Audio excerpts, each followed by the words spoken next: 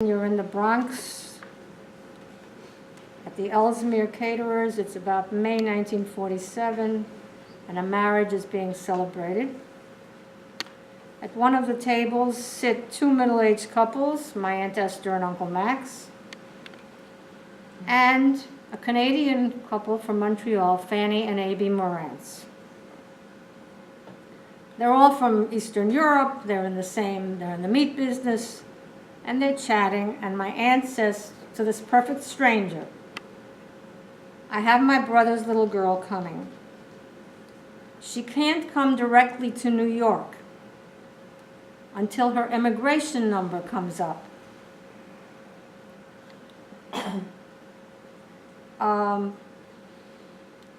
They told me it'll come up in about 3.5 weeks.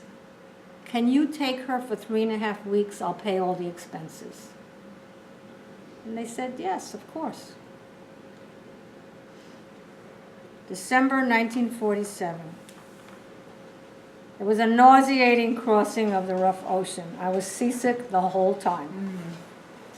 A young woman of about 21, her name was Fella, was in charge of me. Older teens were in charge of the little kids. Halifax, Nova Scotia, Canada, December 1947. The ship was the Aquitania, under British registry, arriving from Sweden with its precious cargo, children.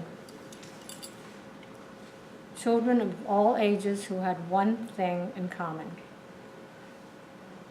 Not one of them was with his or her parents. They were all orphans. And among them was this cross-eyed, dark, curly-haired youngster with her ragged cardboard suitcase. And in it I carried some unmatched, ill-fitting clothing and my treasured possession, which was a framed picture of Jesus. My matka had stuck it in my suitcase for good luck. I was going to an Orthodox Jewish family.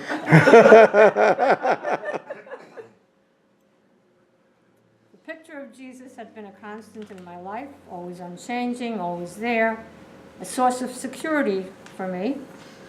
Not so my name, which had already changed 3 times and was yet to change 3 more times. So this voyage was not just a trip, it was really part of a life's journey. Montreal, December 20th, 1947. The Victoria train station is a busy place.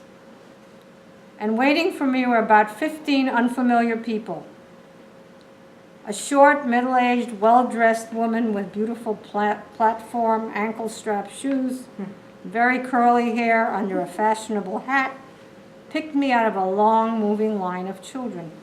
Here she is. This is my brother's little girl. My Aunt Esther picked me out of the line of kids. She was fulfilling her brother and sister-in-law's request to get his baby safely to America after receiving a message from my Aunt Noma through her neighbor's son. That woman, with the same first name as my natural mother, was going to become my third and last mother eventually. But I had to go with Fanny Morantz, my Aunt Fanny to this day. She was to be my temporary adopted mother for 3.5 weeks in Montreal.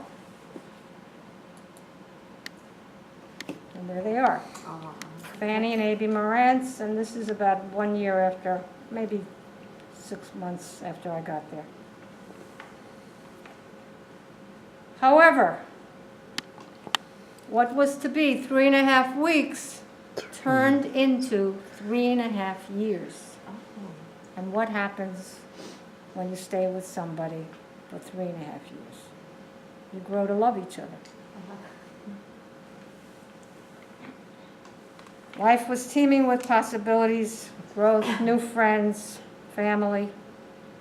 Fanny's daughter, Shirley, said, "Guta, Gucha, what kind of names are these? Your name is Gloria." And that's how I became Gloria. And of course, my last name now became Morantz after them, because so now I was Gloria Morantz. I got 2 new sisters, in quotes, and a brother. And as a 9-year-old, I became an aunt to Aunt Fanny's infant twin grandchildren. I became somewhat of a polyglot, a person who speaks many languages poorly, learning French, Hebrew, Yiddish, and English, and I already spoke Polish and Swedish, so 6 languages at age 8, it's not too bad. I insisted on speaking Polish for the first few months, since Aunt Fanny was fluent in it, and it was the easiest for me. But my new sister, Rita, said, "Pesach is coming. You're not allowed to speak Polish here. It's either English or Yiddish." And she looked right in my eyes and said that is what you have to do.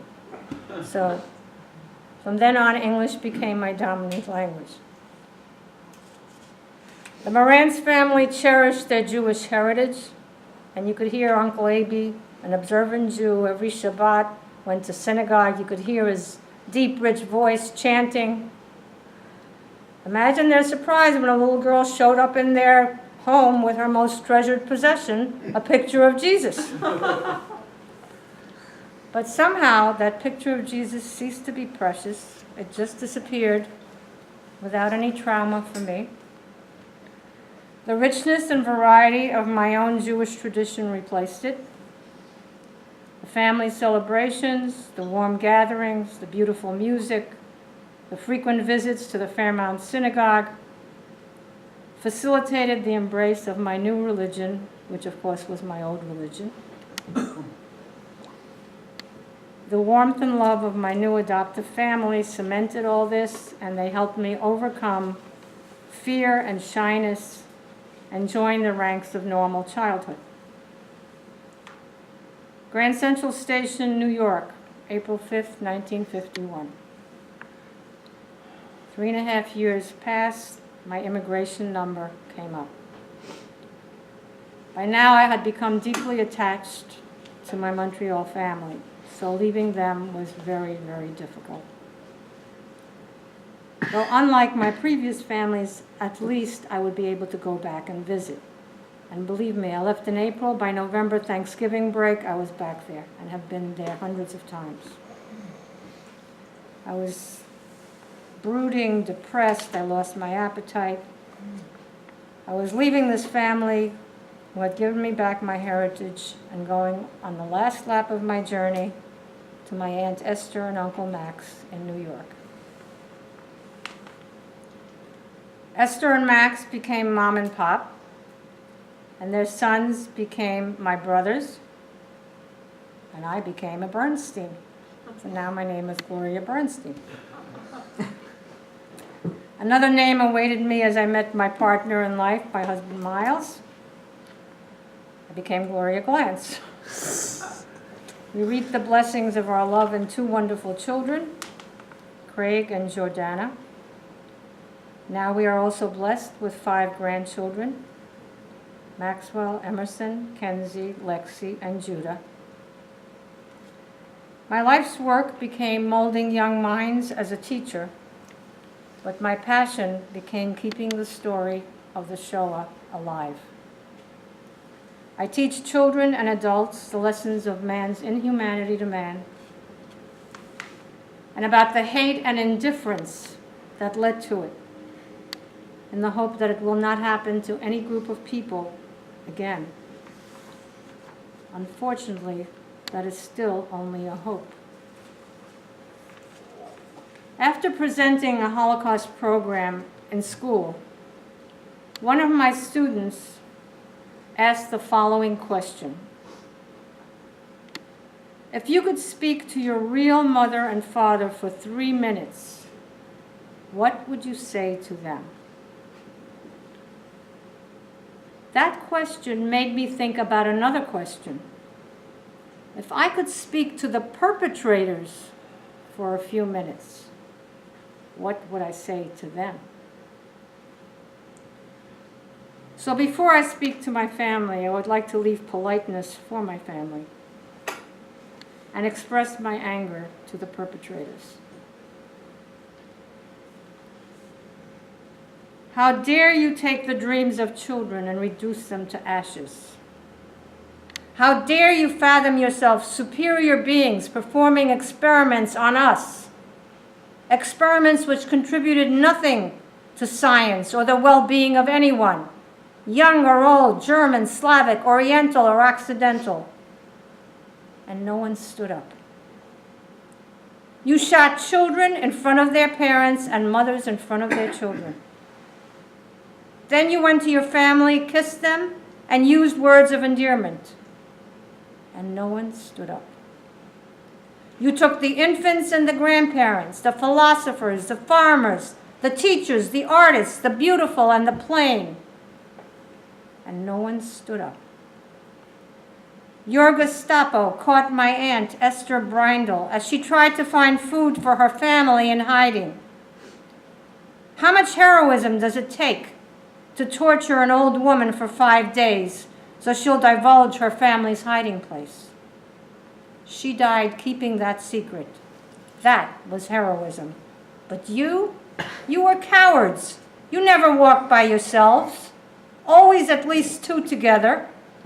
You were afraid to go into the forest where the resistance was fierce. In the ghetto, when you heard shooting, you ran. You demanded sophisticated ammunition, dynamite, and you used fire. But those broken, primitively armed Jews in the Warsaw ghetto resisted for 6 weeks. That is bravery. And you young hoodlums in the general population, you beat my grandfather Pinchas so he could barely crawl home from the synagogue. Before you pummeled him, you pulled his beard, a symbol of his faith. You eager Nazi lackeys, my Uncle Jacob survived the war, but one of your policemen shot him as he was running through the woods. This was after the war. Such good helpers you were. You wanted to finish the job, and no one stood up. In ghettos and camps, those elegantly high-booted soldiers made our shoeless people grovel for a piece of bread.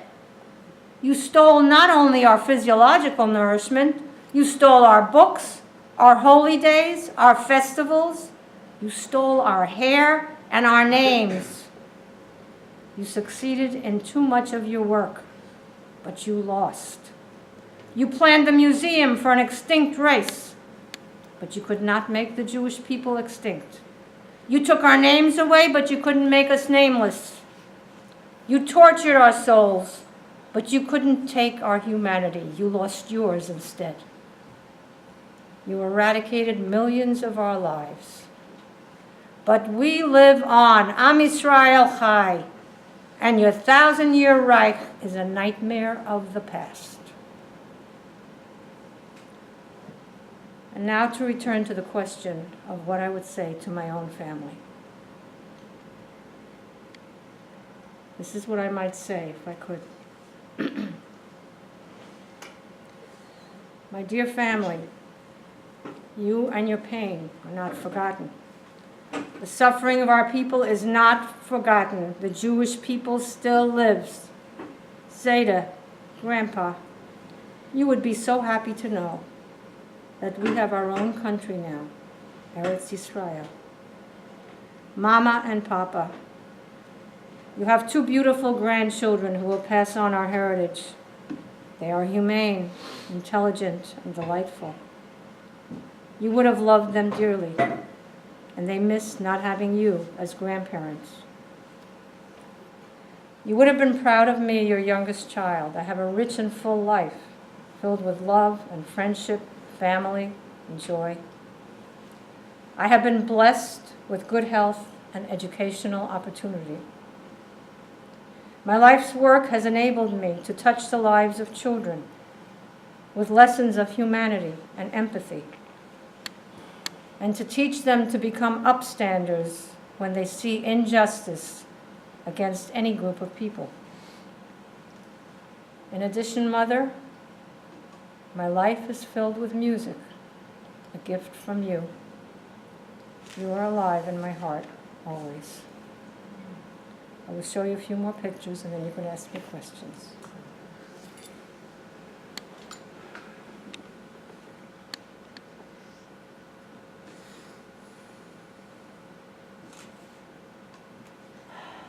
Okay, number one on top left is my grandma, and next to her is my Aunt Noma, who jumped off the train on the way to Treblinka, and two uncles and an aunt. Number two is my grandpa Pinchas. He was the one who was beaten by Polish thugs. Down below is my Aunt Noma again with her second husband, William Schneiderman. He escaped from Treblinka. She lived to 90 in America, and he lived to 97 in America. Number four is my mother, Esther Shapurka. Number five is my father, Mendel Shapurka. On the left of my father, I am at Treblinka, putting a stone there, and we lit some yahrzeit candles. Treblinka is now, it's a memorial. You see all those different stones of different sizes, those rocks. There are 17,000 of them, and each rock represents a Jewish community that was destroyed by the Nazis. And my town, Bengrove, is there. Down below you see Aunt Esther and Uncle Max. Next to my father's picture on the right side is a picture of my parents. It's probably Shabbat. There's wine on the table. That was before I was born.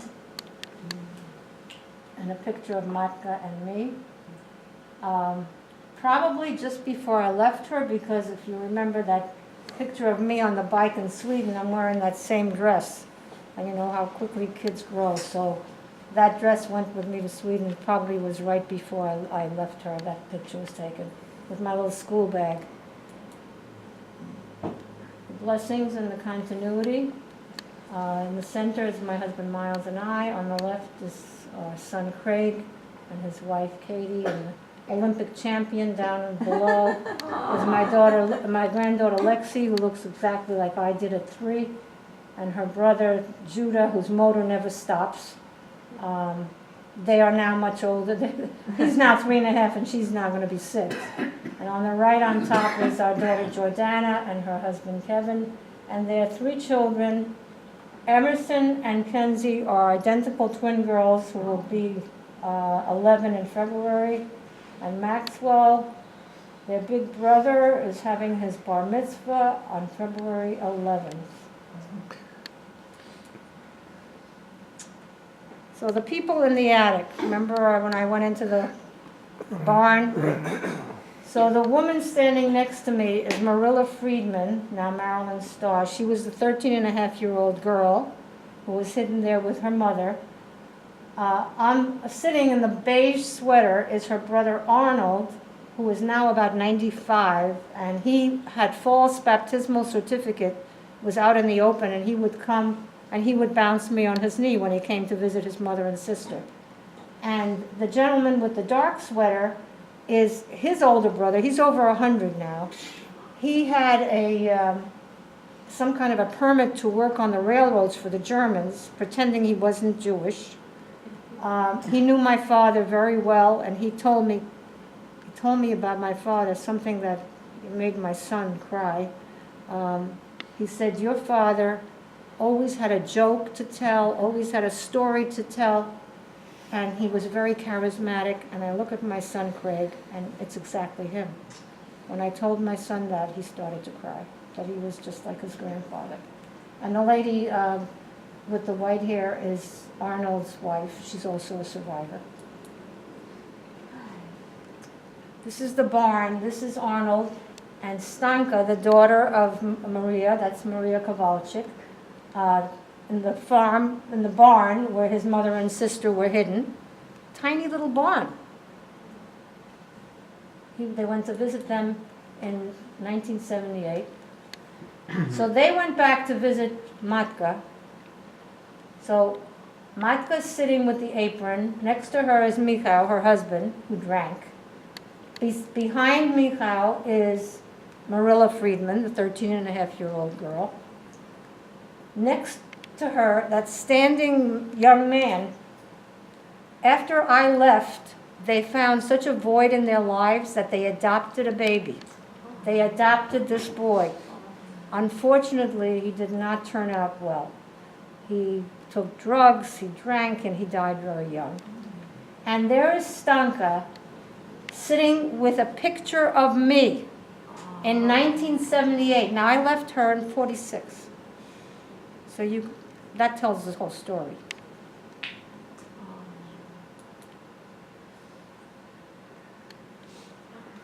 So I had the opportunity, every time I speak, I'm always asked, did you ever go back to see Matka and so forth? And of course I never did. I wanted to. When I came to Canada, I wanted to write to her. I wrote a letter to the King of Sweden, thanking him for his hospitality, but he never answered me. And I wanted to write to Matka, but they said, you know, we don't have her address, you're here now, forget your past, that's over, it's starting a new life. This was the philosophy. I came to New York to my Aunt Esther, I was almost 12, same story. I never got a chance. It always was like a weight on my heart, why I did not really say a proper thank you to her for saving my life. So about 5 years ago, I got a letter from the Hidden Child Foundation, which is part of the ADL, that Dr. Mordechai Paul-Deal, who was in charge of, at Yad Vashem, of the Righteous Among the Nations, you know, where they honor Christians who help Jews, he was in charge of that for 24 years. But now he's retired from that job, and he's teaching at Stern College in New York. And if you want to honor your rescuer, he will help you do it. So I wrote a letter, I wrote this to him, basically. I wrote my story to him, and 9 hours later, I got an email back, we have to meet. And so, with his help, even though she was no longer alive, I was able to get her honored by Yad Vashem. I had them send me her certificate because there's nobody of her family alive. And we had this huge ceremony at my synagogue in Port Washington. Over 500 people attended. I got the Polish consulate involved. I had the Consul General of the UN from Poland involved. Dr. Paul-Deal spoke. I spoke. We had over 500 people. And I presented this certificate to my 2 children because they are also her legacy. Without her, they would not be here. And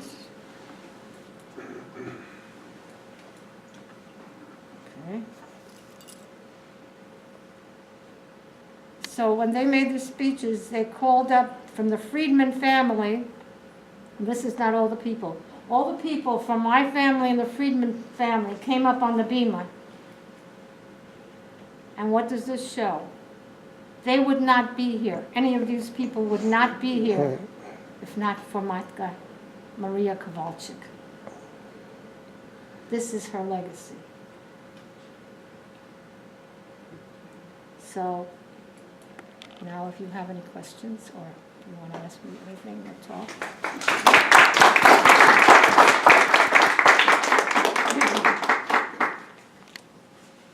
Yes, sir. I have a question. I don't know if you have an answer for me. I don't want to put you on the spot. But this Maria Kowalczyk did something extraordinary. I don't know how she could do it. I don't know if I could do what she did. No, we can't ever think. But what, do you have any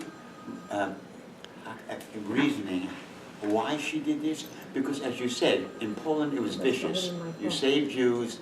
Not only they killed the Jews, but they killed all the children. Yeah. They hung you and they showed you don't help you. What? Why? How did they take this risk? First of all, I would just want to say that my parents knew her. Her husband worked for my father. He was, and they had very good relations. My father had lent him money, and he worked for him. He was the, that was yours? I thought it was my phone. Yeah, this call. No. I thought maybe it was the cab outside, that's why I'm checking. But it's not here yet. She was a very pious woman, very religious, and she really went against the grain. You know, she went against, I mean, there are other Polish people who would betray the Jews, okay? She did it for, and in order to be honored, by the way, by Yad Vashem, you do not have gotten paid. You should not have gotten paid for that. Something that you had to, and your life had to be in danger. Her life was in danger, no doubt about it. She was just a very religious, pious woman. Maybe she liked my family, I don't know. I mean, she was extraordinary. She was an extraordinary, and there were other extraordinary people, not that many. But she totally went against the grain of her compatriots. You know, I mean, they beat up my grandfather. Those are Polish thugs. Beat up my grandfather. Yes. I can't answer your question. Yes. Question and a comment after, if you don't mind. Sure. So you came from a religious family. And My grandfather was very religious. My father was a rebel. He smoked on Shabbat. He traveled to Warsaw on business. He was a businessman. We were very assimilated. My family spoke Polish in the house, not Yiddish, and probably helped me because I did not have a Yiddish accent. So my grandfather was very religious, studied Torah all day. But would you say that most of your community was assimilated? No, Vengrove was a shtetl. There was a lot of religious families there. Yeah, I mean, my family probably was, my father was like an alderman in the town. He was like part of the government, the Jewish, you know, part of the head of the Jewish community. But I think it was a shtetl, typical, many religious Jews were there, but my immediate family was not. The reason I'm asking is because last year I visited Yad Vashem, and there was something that troubled me all the way through the memorial. And while I saw pictures like your grandfather Pincus,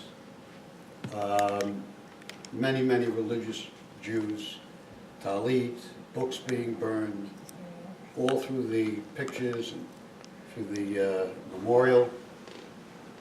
When I got to the very end, where you look out over the plateau overlooking Eretz Yisrael, only then did I realize something was missing. And I really shouted out a little bit loud because it stunned me. So what is the end telling me?